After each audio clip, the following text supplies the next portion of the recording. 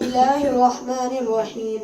سوال، غزوہ احزاب میں کس کی تجویز پر خندق کھودی گئی؟ حضرت سلمان فارسی رضی اللہ عنہ۔ جواب درست۔ سوال، غزوہ خندق کے موقع پر کفار نے کتنے دن تک مدینہ منورہ کا محاصرہ جاری رکھا؟ ایک ماہ تک۔ درست جواب۔ سوال، صلح حدیبیہ مسلمانوں نے کس فریق کے ساتھ کیا؟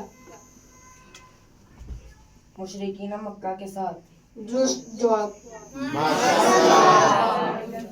سوال، صلح نام حدیبیہ کب طے پایا؟ سن 6 ہجری کو۔ درست جواب۔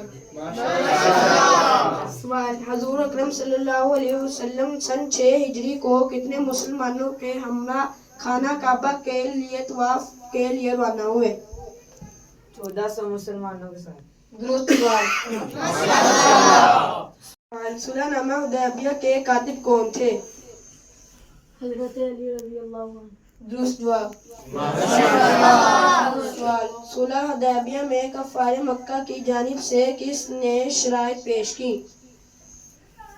سہیل بن عمر نے۔ درست جواب۔